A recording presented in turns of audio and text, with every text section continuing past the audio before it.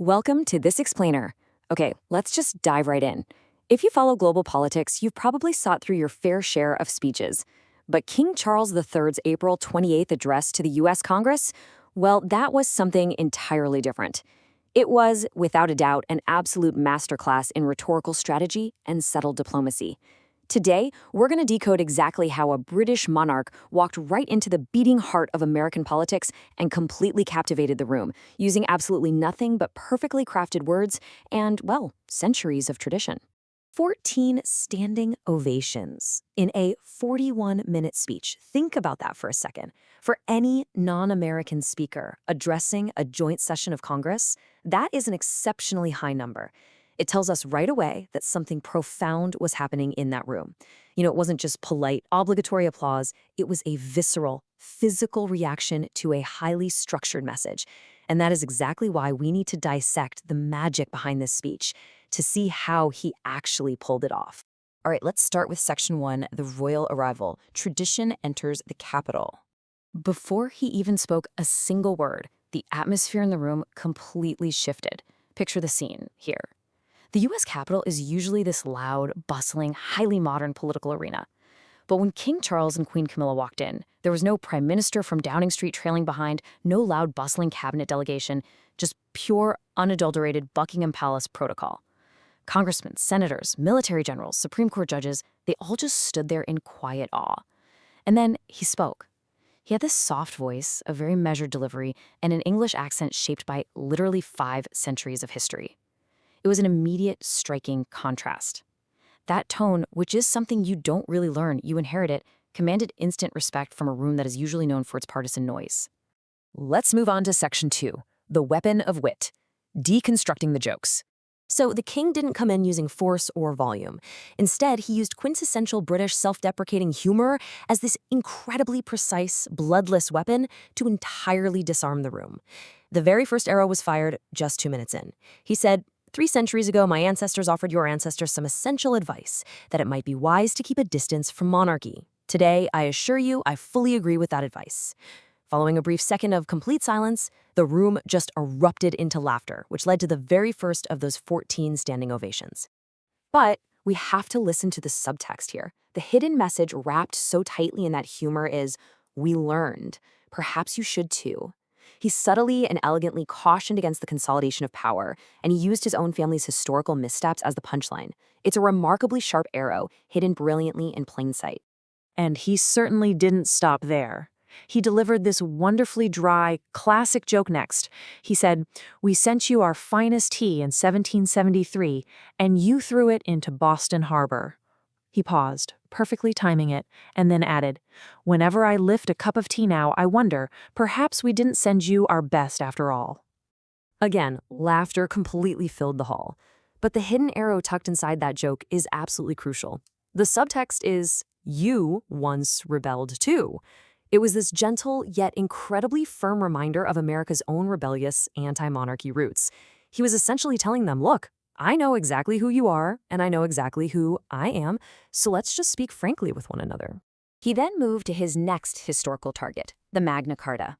He noted, in 1215, a weak king was forced by powerful barons to sign a piece of paper. His name was John, and he was not pleased.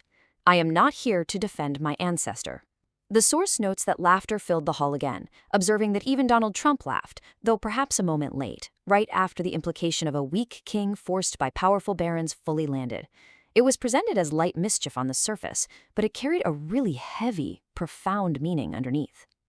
Which brings us to Section 3, the core message, a shared evolution. You see, the humor was simply the key to unlock the door. Once he had their undivided, rapt attention, he smoothly transitioned right to the philosophical core of his address. And the absolutely crucial point is this anchor phrase: not by the will of one, but by the deliberation of many. When he delivered this line, the source points out that the applause in the room literally shifted.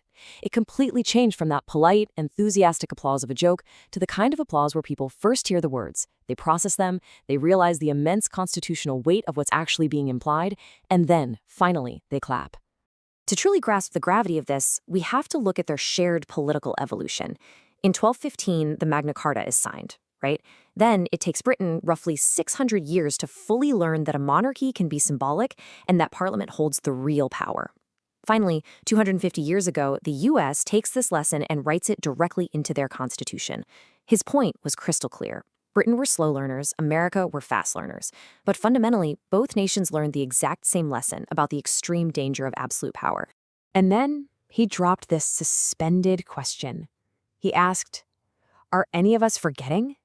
He named no names. He offered zero direct criticism. Yet that single question just hung heavily over every single senator and congressman in the room. Each one heard it personally, and each one heard it politically. Now let's peel back the onion in Section 4, 3 hidden layers. To truly appreciate the brilliance of this masterclass, we must look at the structural layers sitting right beneath the surface. Step 1, he was actively signaling an alliance during a time of U.S. internal fractures, reminding everyone there that they are the shared guardians of constitutional tradition. Step 2, he demonstrated that institutional wisdom outlasts flawed individuals. I mean, the British monarchy is definitely no stranger to controversy, from colonial history to modern family debates. But as the king's sheer presence showed, after Charles I literally lost his head, the monarchy adapted. It learned that a person can carry immense institutional weight despite their personal flaws. And step 3, he was simply holding up a mirror, not offering direct criticism. That right there is the subtle, highly elegant art of modern monarchy. This leads us straight to our final section, Section 5, the silent mirror, the real takeaway. What is truly fascinating here is the overarching contrast to play. On one side, you have centuries of tradition. That requires restraint, a deep respect for rules, and profound institutional memory. It's the ability to purposefully appear smaller than the office you hold. On the flip side, you have modern politics, which is so often defined by instant reactions, tweets, and the pursuit of individual power. As the source observes impartially, when standing beside the king, modern political figures like Donald Trump actually seemed smaller, not because of a lack of actual power, but because of the sheer contrast between loud, modern individualism and quiet, disciplined institutional tradition. You simply cannot build enduring institutions with tweets. They take generations of serious discipline. The impact of this contrast was immediate, and it was profound. After all the speeches and the fancy palace dinners wrapped up, the next day's newspaper headlines proved the message landed exactly as intended. The New York Times boldly stated, "A king reminded America of a lesson it had forgotten." And that specific lesson loops us right back to our core anchor phrase, not by the will of one, but by the deliberation of many. The massive hall at Capitol Hill is quiet now. The distinguished guests are all gone. But that silent mirror the king placed in the center of the room remains. The very next time a single person tries to make a massive decision entirely alone, this is the exact warning that mirror is going to whisper. Which leaves us with one final, lingering thought to reflect on today. The king brilliantly, masterfully defended the fragility of our shared institutions, laying out the steep historical cost of forgetting those foundational lessons. But the ultimate question is whether anyone actually listens. Well, that's another matter entirely. Thank you so much for joining me for this explainer. I really hope this helped you see the brilliant structure layered beneath the speech. Keep questioning, keep learning, and we'll see you next time.